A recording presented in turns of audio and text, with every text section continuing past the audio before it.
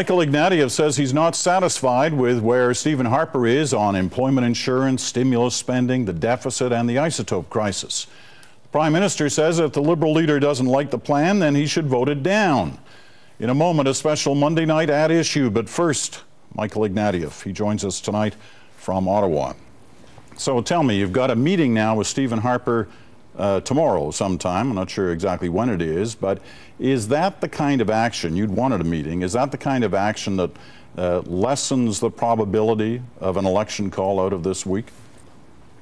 Well, the Prime Minister initiated the meeting, and I was happy to accept. It's the first one we've had in 5 or 6 months. I think the Prime Minister is just beginning to understand that in order to keep the confidence of the House, since he's short of the votes, he has to work with other opposition parties, and he has to work with me. I put some questions to him. We've made a little progress today. I hope we make more tomorrow. You know, you've mentioned that a couple of times today. They haven't met since January. Have you asked for a meeting? He obviously hasn't asked you to one, but have you asked to have one? I think the issue here is the way the Prime Minister tries to govern the country without consultation, without cooperation, pushing everything to the limit. And we got to the end of the session with some crucial questions. What are we going to do to get us out of deficit? What are we going to do to solve this isotope crisis? How much money have we actually spent? And what are we going to do to the unemployed? All those questions were unanswered. It seemed to me my job as leader of the opposition to put those questions clearly, force the issue, get the Prime Minister to respond, get the Prime Minister to start getting the answers the Canadians need. All right. Well, I take that as a no. You hadn't asked for a meeting before today? We've met before, but my sense is that he's the Prime Minister. He's the one whose job it is to retain the confidence of the House. His style is my way or the highway, and at a certain point you think, okay, it's time to do this differently, and that's what I've started today. All right. Well, you've got a meeting tomorrow. What has to happen at that meeting, you know, aside from talk? Does he have to actually say something that is going to lessen your potential threat to force a vote this summer?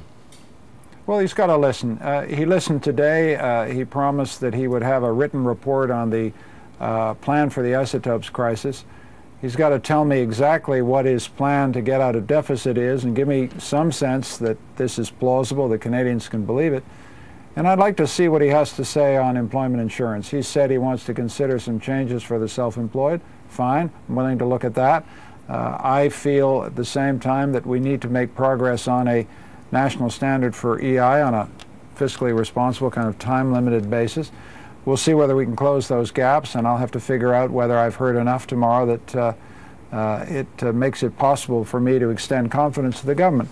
I just don't want him to put off this action on unemployment forever, because we're in the middle of a crisis and Canadians want us to help the unemployed as fast as we can. You seem to be saying, though, that you just want to hear a plan. You don't want to hear anything specific and upfront about right now. The day started with you saying you wanted to see changes this week on the EI front, or possibly next week. You were willing to go an extra week, and now it seems to be more of a discussion about the things that could happen in the summer. The Prime Minister made the argument today that, look, you can't change these things overnight or on the back of an envelope. It takes time. There's lots of different things that have to be considered. Are you willing to give him that it could be a summer of discussions as opposed to a few days of discussions? Well, I need to get some pretty specific commitments on employment insurance. I need him to stop caricaturing what we're saying. I need him to stop batting it away with the back of his hand in this kind of contemptuous way that he has made a characteristic of his political behavior. I need him to get down and say, okay, I need to hear him say, here's what I propose to do. I need to assess whether that seems a credible plan, a plan that will benefit Canadians, and we'll take it from there. We haven't had the meeting yet, but I'll see. I'll make my decisions about what I've heard when I've heard it. But that suggests that you do have some flexibility, as opposed to this morning when you were asking for changes within days. I made it clear this morning that I'm flexible. I'm pragmatic. What matters to me is not not who proposes the idea, but whether it's a good idea and whether it helps Canadians. If I hear a good idea tomorrow, that'll be good news for me, and it'll be good news for the country. Does it have to be good ideas on all four things, or are you willing to settle for less than that? I need some clear answers to these questions. They're questions every Canadian is asking, like how do we get out of this deficit? How do we get a plan on the isotopes, and how much have we actually spent here? He's asking me to vote billions of dollars of public money without actually telling me honestly how much has actually got out the door and what he plans to do in the next 120 days.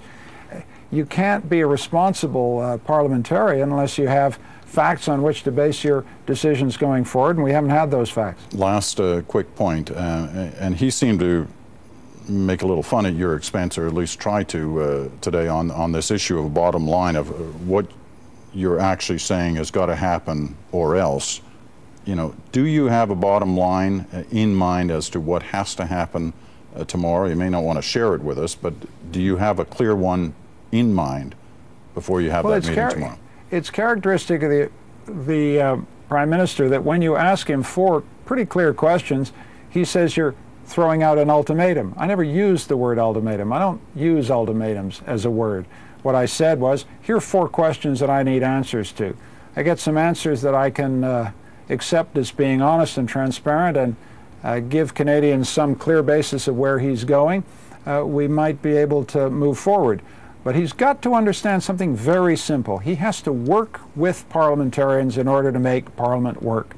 He hasn't learned that in 3.5 years. It's about time he starts to learn it now. In fairness, you did say that those four areas were ones you wanted to hear something on, you wanted to see progress on, or you would vote against the government. I mean, implicit in that is a threat, is it not? That's an ultimatum of a kind, is it not? I said I put questions. I get decent answers for the questions. I made it clear from the beginning, right through the day, and I make it clear again. No Canadian wants an election, but we have to make sure that this Prime Minister understands he has to have the confidence of the House, he has to cooperate with the House in order to retain the confidence of the House. That's how our system works. I'm trying to make the system work. I hope he's trying to too. All right. Mr. Ignatieff, we do appreciate your time tonight. It's been an interesting day. I'm sure it's going to be an interesting week as well. Thanks very much. Thanks, Peter.